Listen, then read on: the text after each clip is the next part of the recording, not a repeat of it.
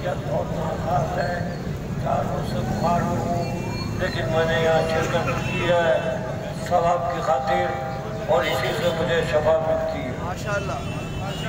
लिहाजा आप लोगों का ज़्यादा वक्त नहीं लूँगा, मेरा गला भी ख़राब है, तबीयत भी ख़राब है।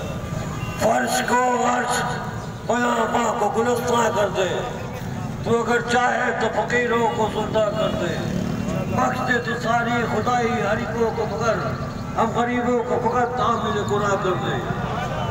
कोई तो अक्ल की राहें तलाश करता है, कोई जुनून की पनाहें तलाश करता है, और जब से हुआ सरफरोज इस्लाम का परचम बुलंद हर एक अपनी निगाहें तलाश करता है।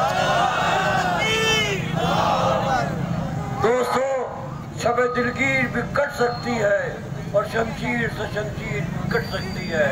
हरीबो हौसला है तो निकालो, सिर्फ इस्लाम की एक ही ज़र्ब से ज़ंजीर कट सकती है। और ये इत्तेहाद हमेशा कायम रहे। जिन बच्चों ने मली डिवीज़न ने बड़ी मेहनत की है, और इन बच्चों को परवरदिगार इनकी सेहत, इनके इल्म में इजाफा, इनके शऊर में इजाफा और इनके जो है अहबाब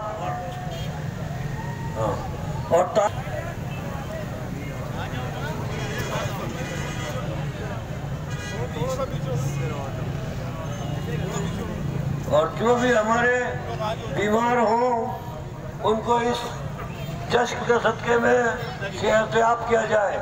परवरदिगार जितने बेरोजगार उनको ज़रूरी दिए, जितने बीमार उन्हें शफा करे, जितने कैदी उनको रिहाई हो, जितने मकरूज़ हैं उनकी क़ज़्क़ी अदा की हो।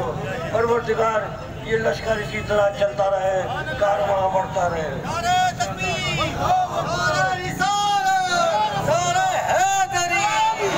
दोस्तों साथियों, ये थे हमारे मेंबर पीस कमेटी जनाब सैयद परवेज आदि साहब। बेहद मशकूर ममनून हूँ जो तबीयत दलील के बावजूद भी हमारी इस मशल बरदार रैली में सालाना साल शिरकत करते हैं, और इस दफ़ा भी हमें ये शरफ बख्शा।